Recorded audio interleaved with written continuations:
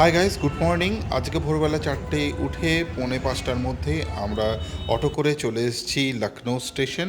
এখানে সামনে দাঁড়িয়ে আছে আমাদের বন্দে ভারত ট্রেন। এই ট্রেনটি 5:15 লখনৌ স্টেশন থেকে ছেড়ে সোজা চলে যাবে দেরাদুন।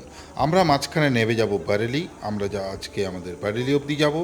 আজকে আমাদের দুজনের সিট দুটো বগিতে পড়েছে। আমার পড়েছে একদম সামনের দিকে, আর শুভজিৎ বাবুর পড়েছে একদম পেছন দিকে। তাই আজকে ভিডিওটাতে শুভজিৎ বাবু আর আমাকে পাশাপাশি দেখতে পাবেন না। তো চলুন ট্রেনের ভেতর দিয়ে যাওয়া যাক, দেখাই ভেতরটা কীরকম। এই বন্দে ভারত ট্রেনটা তো দেখে মনে হচ্ছে একদমই নতুন, অনেক জল ফল এইসব রাখা আছে।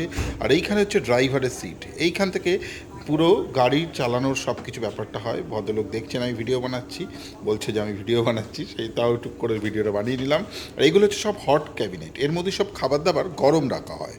যে খাবারগুলো আমরা খাই গরম গরম সব এখান থেকেই দেওয়া হয়।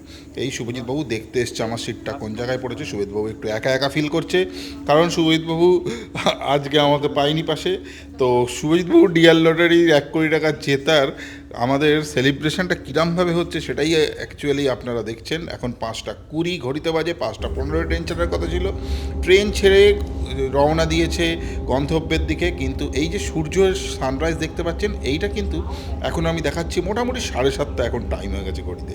এবারই আসবে আমাদের ব্রেকফাস্ট। তো ব্রেকফাস্ট আজকে আমার ছিল ভেজ, আর এই যে দিয়েছে ভেজ চপ, সবজি, একটা আটার পুরি আর একটা কেক। খাবারটা খুবই খারাপ, একদম খারাপ বলতে পারেন। কোনোভাবে খেয়ে নিলাম, সকালবেলা তো কিছু খাবার পাবো না, খুব খিদে পেয়েছিল। সবুজ ক্ষেত দেখতে দেখতে আমরা চলে এসেছি আমাদের গন্তব্যে।